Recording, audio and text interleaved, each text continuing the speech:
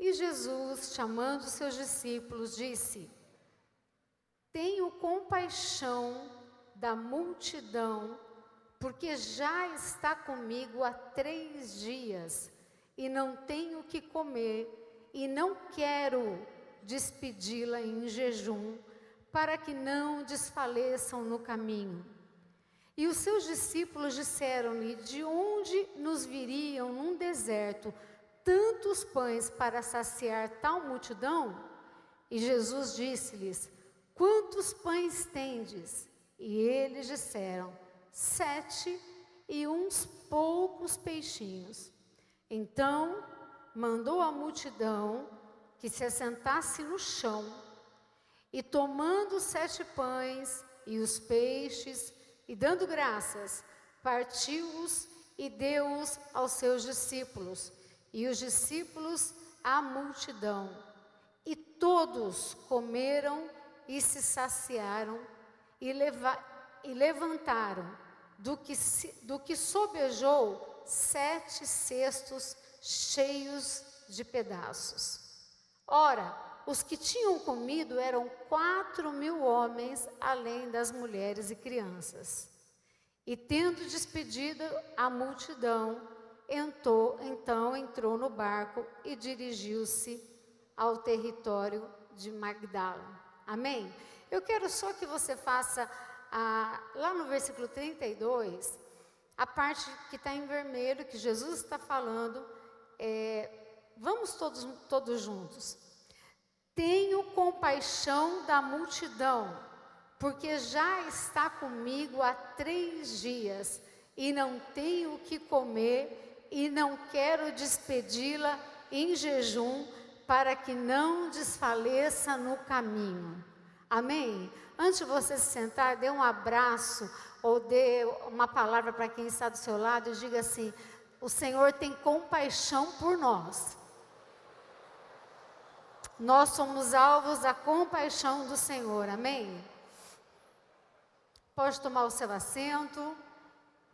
Eu vou ser muito rápida nesse texto, até porque o texto se explica por si, mas eu quero só chamar a atenção de alguns detalhes aqui, que eu tenho certeza que vai edificar a sua fé, como tem edificado a minha também.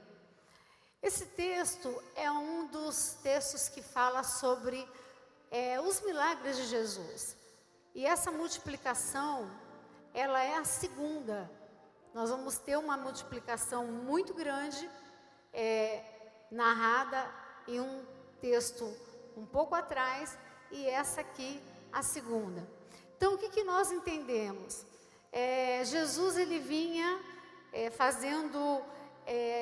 dando palavras, falando às pessoas, e as pessoas sedentas por ouvir tantas coisas boas e crendo que ele era o Messias, né? Pelo menos a sua maioria, elas seguiam Jesus. Mas eu creio, isso é uma questão de um ponto de vista muito pessoal, eu creio que só seguia Jesus por muito tempo quem realmente conseguia desenvolver aquela crença e aquela fé. Não, esse homem é o Messias. Os curiosos, aqueles que estavam ali para ver milagre, a dado momento, essas pessoas que não tinham uma motivação real, elas com certeza ficavam no meio do caminho. Porque ninguém que não tem uma motivação de verdade, ou seja, ela tem a necessidade de um Deus, ela vai ficar andando, ela vai ficar caminhando quilômetros a pé, para nada. Ela precisa estar motivada por algo em que ela creia. Então, essa multidão que está com Jesus aqui, e outras multidões que ao longo dos evangelhos a gente estuda, eu não tenho dúvida que pelo menos 90% desse povo já era um povo convertido, não era um espectador comum, né? Porque você não fica, se você é espectador comum, as coisas se repetem, até que não fazem mais sentido para você, e você arruma uma forma de voltar para a sua casa, ou vai para outro lugar. Então entenda, esse povo era um povo que já estava há 3 dias, porque Jesus estava fazendo e falando coisas que estavam prendendo a sua atenção. Deixa eu te fazer pensar na primeira questão que eu quero trazer à sua mente aqui nessa noite. O que te motiva para vir até a igreja? Qual a motivação que você recebe para estar aqui hoje? É um compromisso com Deus? É porque você precisa de um milagre? É porque você de repente não tinha muito o que fazer no dia de hoje, no domingo à noite, e aí você decide vir para a igreja? Qual a sua motivação? O que te traz aqui? Responda para você e guarde essa resposta. Mas aí, Jesus pega e ele olha o cenário e ele chama os seus discípulos. E ele diz uma coisa muito linda e interessante que passa pouco desapercebido, porque a gente costuma ler muito alguns textos e aí os detalhes vão ficando no meio do caminho. E eu vou repetir mais uma vez esse texto da segunda parte do 32 e presta atenção. Vai dizer assim o texto sagrado: tenho compaixão da multidão. Essa é a primeira fala que Jesus vai dizer. Ou seja, ele vai olhar e ele vai expressar que ele sentia compaixão. Ele sentia, o que é compaixão? É você se colocar no lugar do outro. É você ter a famosa empatia que todo mundo diz, né? Essa palavra está em alta. Ah, eu tenho empatia. Você sente a dor do próximo, né? Você sente a necessidade que o outro tem. E quando Jesus fala, eu tenho compaixão, essa palavra ela é muito mais abrangente do que a gente pode imaginar. Em alguns textos a gente entende que o favor do Senhor, ele só é alcançado com compaixão. Em outro texto a Bíblia vai dizer, e moveu-se de íntima compaixão. Ou seja, é muito mais que amor, é muito mais que empatia, é algo maior e sobrenatural. E essa compaixão é que nos faz vir aqui. Talvez nós não tenhamos entendimento da motivação que tem no nosso coração, mas no dia de hoje, no horário que era para você vir para o culto, a compaixão do Senhor, ou seja, o favor de Deus, te alcançou e te limitou de ir a algum outro lugar para te trazer aqui nessa noite, para que você fosse alvo dessa palavra, deste culto, deste momento, desses louvores, para que Deus falasse com você. A gente está falando sobre compaixão. E aqui, nesse momento, Deus está olhando para nós, e Jesus está assim, eu estou sentindo compaixão deles. Eles estão comigo há algum tempo, e eles estão com fome. Eu não sei que tipo de necessidade você tem hoje aqui nessa noite. Não necessariamente pode ser a fome no sentido de falta de alimento, mas pode ser a fome da saúde, pode ser a falta de recurso, pode ser a falta da esperança, pode ser a família difícil, um caso complicado na justiça, pode ser a carência de 1 milhão de motivos. Eu não sei qual é a razão, mas eu vim aqui nessa noite dizer para você que Jesus está te olhando, e como Ele olhou com favor para aquela multidão, Ele está olhando para mim e para você, e Ele está dizendo, eu tenho compaixão pelaquele povo que neste momento está reunido na igreja do Brás, e eles não vão sair vazios, porque eu tenho um compromisso com quem anda comigo.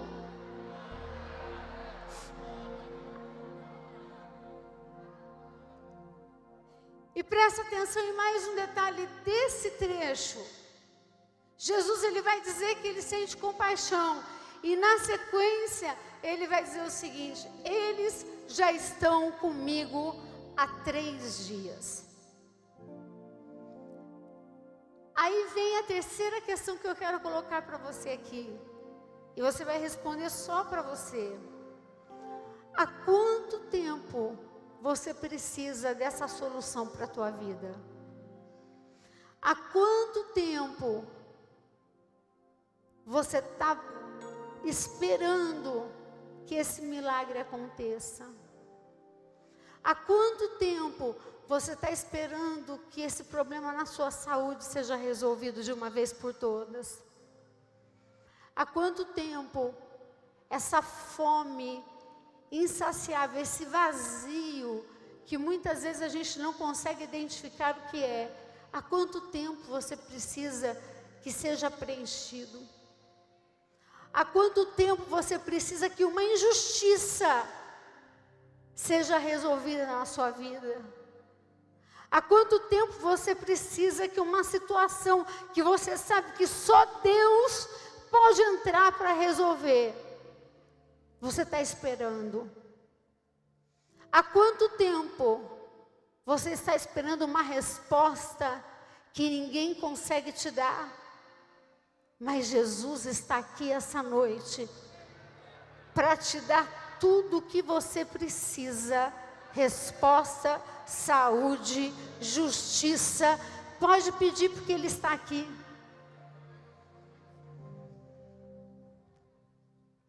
Ele diz assim: esse povo está comigo há 3 dias e não tem o que comer. Pense você que da hora que você acordou até a hora que você entrou aqui dentro, Jesus, ele sabe tudo o que você precisa. Ele ouviu todas as suas queixas.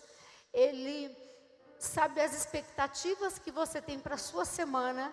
Ele sabe as expectativas que você tem para este mês. Ele sabe o que você precisa para esse ano. Ele sabe. Ele sabe.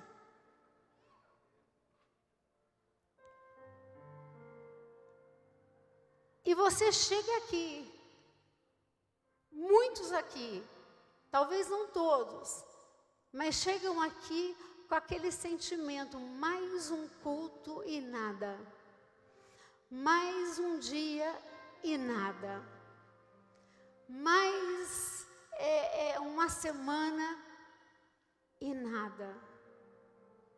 Mas hoje é noite de lembrar a você que esse Jesus que teve e tem compaixão, que não passa desapercebido do meu problema e nem do seu, Ele está aqui. Esse mesmo Jesus que não passou desapercebido de um povo com fome de pão, esse Deus está aqui para resolver a minha e a sua causa. E eu quero profetizar aqui nessa noite que nada vai ficar sem ser resolvido. Enquanto você não fechar os olhos, Jesus não te chamar, ou Ele vir para você, ou o arrebatamento acontecer, nada vai ficar na sua vida sem ser passado a limpo. Deus vai entrar com resolução. Não vai ficar nada na sua mente que você fique em desespero. Deus vai entrar com solução na causa mais desesperadora da tua existência. Calma, Deus está te olhando nesta noite e Ele veio te encontrar aqui para dizer: eu estou te olhando, eu sei da fome, eu sei que você está comigo há tanto tempo e nada vai passar em branco. Você que pode, levanta a sua mão para o céu e adore a Deus.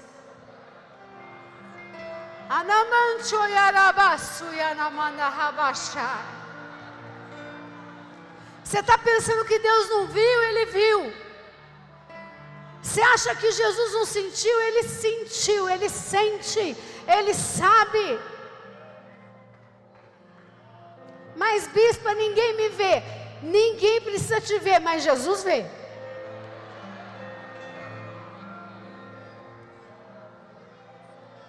Só quem crê nisso, levanta a sua mão e fala: eu creio. Ninguém vê, mas Jesus vê. Ninguém viu, mas Jesus viu. Ninguém testemunhou, mas Jesus estava lá.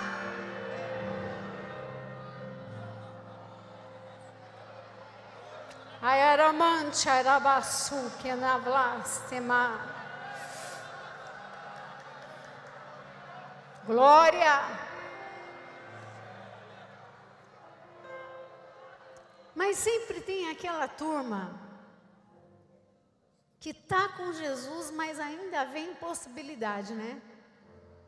Ele pega, compartilha com os discípulos, e os discípulos, como sempre, sendo discípulos. E eles dizem assim: de onde nos viriam num deserto tantos pães para saciar tal multidão? E Jesus, alguns comentaristas, historiadores, dizem que André foi que levou, né, essa pequena provisão. Embora o texto não diga, mas, enfim, isso aqui não muda nada do que... É só uma informação para você ficar bem curioso e estudar. Eles disseram, Jesus disse: quantos pães tens? Eles disseram 7 e uns poucos peixinhos. Então, a multidão... Então ele mandou que a multidão se assentasse no chão. E aqui eu quero parar para te dizer uma coisa. Por que que ele pediu para sentar no chão? Ele podia ter feito milagre com a multidão de pé. Eu entendo que o número de 4.000 pessoas, fora mulheres e crianças, aí a gente pode multiplicar bastante, mas uma multidão desse porte, Jesus precisava o quê? Organizar tudo primeiro. Presta atenção, isso é muito sério, porque é um princípio que pouca gente percebe. Todos os milagres de Jesus, eles têm uma ordem.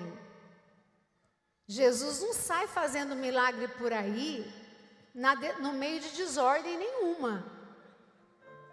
Então o que que Jesus faz? Primeiro todo mundo senta, todo mundo acalma os ânimos, porque 3 dias, vamos combinar que o povo já estava naquela expectativa. E um que grita numa multidão dessa, acaba deixando todo mundo bem eufórico, para não dizer todo mundo bem agressivo. Então o que que Jesus faz? Jesus, ele pega e manda todo mundo se sentar no chão. Ele organiza o ambiente do milagre. Você entende? Ele primeiro organiza. Ele primeiro manda sentar. Ele já sabia o que ele ia fazer. Mas ele precisava ensinar o seguinte: quer milagre? Ok, cria o ambiente para o milagre, mas organiza o ambiente para o milagre. Como é que você quer um milagre se você não está se organizando e não quer criar? Ok, o ambiente para o milagre, você canta, você adora, tá ok, mas e a organização para receber? Não é andando, não é de qualquer jeito. Jesus até pode fazer, mas não é princípio, não é o princípio da forma que ele gosta que seja feito. Muitas vezes a organização para o milagre vai causar a nós algumas demandas difíceis. Às vezes, para fazer um milagre, Jesus vai precisar organizar a gente dentro de um hospital. Muitas vezes, para fazer um milagre, Jesus vai precisar colocar a gente numa situação de pavor. Porque, infelizmente, a gente vai vivendo, às vezes, nesse dia a dia, e não dá muita atenção, e ora é como se a gente estivesse cumprindo o dever de casa na escola. E não é por aí. Aí Jesus tira você de cena um pouquinho, ele fala, deixa eu organizar aqui a sua cabeça, fazer você colocar o pezinho bem no chão, e aí eu vou organizar aqui o ambiente para o milagre. Porque se você recebe o milagre do jeito que você está, nem o valor do milagre você vai sentir. Você entende o que eu estou dizendo? Como é que esse povo ia conseguir apreciar um pão que era fruto de multiplicação, se não tivesse assentado direitinho e ali tivesse sendo criado um ambiente de milagre? Quando Jesus manda assentar, é impressionante, eu imagino que o povo já devia estar pensando, ele tem uma solução e ele não vai despedir ninguém com fome. Em nome de Jesus, deixa Deus organizar o ambiente do teu milagre. Para de querer fazer as coisas do seu jeito. Deixa que Deus vai te dar a instrução. É para sentar, é para sentar. É para ir para a esquerda, vai para a esquerda. É para ir para a direita, vai para a direita. É para aguentar um pouco mais, aguenta. Mas confia, porque Ele está direcionando o ambiente que Ele precisa para você receber o que Ele tem para te dar. E o que Ele tem não é pouca coisa, não.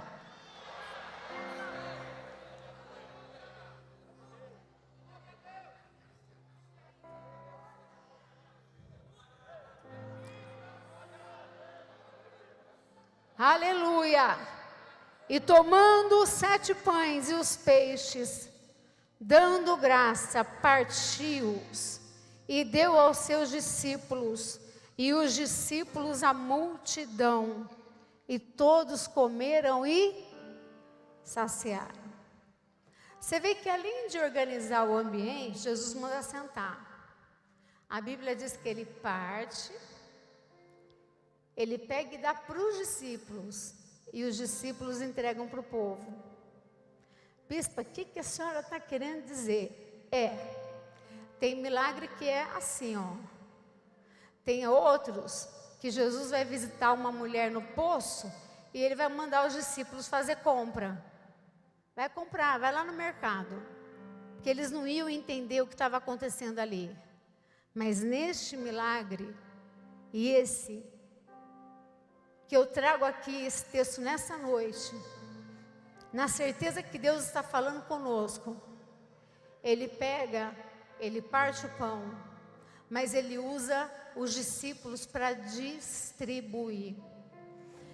E é mais ou menos como se acontecesse assim, eles vão partindo, e quanto mais parte, mais multiplica. Quanto mais, sabe uma coisa que parece que não acaba, e realmente não acaba, parte e multiplica, e vai partindo, e quanto mais reparte, multiplica. Quanto mais se parte, se multiplica. Quanto mais se parte, se multiplica.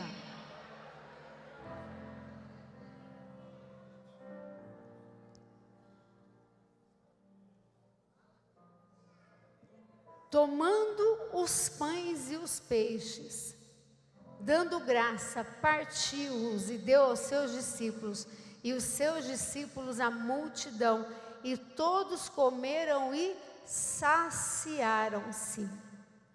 Ou seja, não foi só um lanchinho, como a gente disse para a criança, só para aguentar até a hora de fazer uma alimentação. Não, foi, todo mundo comeu. Eu ouso dizer que repetiu, se fartou e ainda sobrou. Porque aonde Jesus entra, não existe escassez e nem recessão. Você não tem uma partezinha no milagre. Você não tem um pedacinho de pão. Enquanto você estiver com fome, vai ter alguém partindo e te entregando. Vai ter alguém partindo e te entregando. Vai ter alguém partindo pão e te entregando. E esta noite é uma noite em que Jesus te trouxe aqui para dizer que seja a área que for, recebe essa palavra profética nesta noite. Ele está partindo o milagre, está te entregando de acordo com a necessidade que você tem. Em nome de Jesus, recebe a provisão de Deus para o que você está precisando e pedindo. Recebe a provisão de Deus para que você consiga continuar caminhando. Recebe provisão de Deus para aquilo que as pessoas falaram que é improvável. Eu vim aqui te dizer que Jesus ama coisas improváveis. Ele pega pães e peixes, poucos, e Ele consegue distribuir para mais de 4.000 pessoas. Esse Deus é o Deus que você serve, e Ele está aqui nessa noite partindo e te entregando, partindo e te integrando, partindo e te entregando. Você que recebe, estenda as mãos. Ele está partindo e entregando aquilo que você veio buscar. Ele está partindo e curando as suas emoções. Ele está partindo e está dando para você satisfazer a sua alma.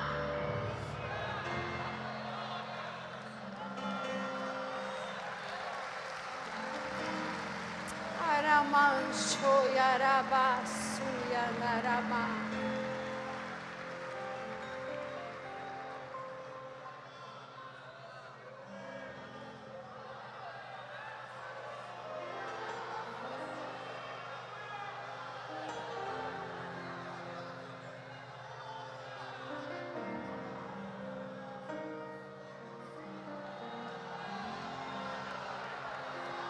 Entendeu?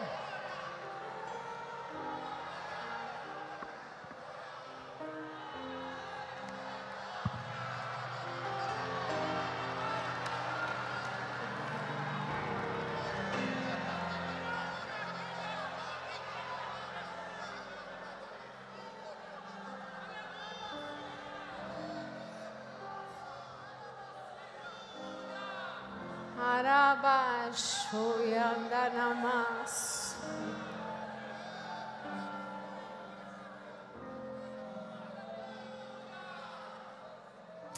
E todos comeram e se saciaram. E olha que coisa interessante. Aí sim eles levantam. Você entende a organização para o milagre? Senta, come, mata a fome, recebe tudo que tem direito, aí depois levanta. Mas aí levanta com força. Você veio aqui para esse culto hoje para você levantar com força. Amanhã é segunda-feira, eu não sei o que você tem para resolver, mas é com força. Sabe aquela força assim que você pega e pisa no chão, faz até barulho, você fala, Jesus, é hoje, é essa semana. Ah, mas está tudo dizendo ao contrário. Não precisa dizer ninguém a favor, eu acredito. Eu vim participar desse banquete, e Jesus pegando o pedaço e me dando, e vai, e dá para o discípulo, e vai partindo, e vai multiplicando, e aí depois ele se levantam. Eu profetizo sobre a sua vida, só você que quer, que depois desse culto de hoje, você vai se levantar, e você vai entender que o que você recebeu aqui foi força, vida, resposta, ânimo, coragem, fé, e a palavra de Deus que te diz, o Senhor, Ele está te olhando com compaixão. Você não precisa que ninguém te olhe com pena. Você não precisa que ninguém te olhe com descaso. Pouco se importa a forma com que as pessoas te olham. O que importa é que Jesus está te vendo, e o que Ele sente dentro dele quando Ele olha para mim e para você é compaixão. É compaixão. É compaixão. Ele não vai deixar de resolver nada, porque Ele tem compaixão por mim e por você. Que Deus te abençoe, que Deus abençoe a tua semana, que Deus abençoe a tua casa, a tua família, que Deus abençoe você todos os seus dias da sua vida. E fica com essa palavra em nome de Jesus.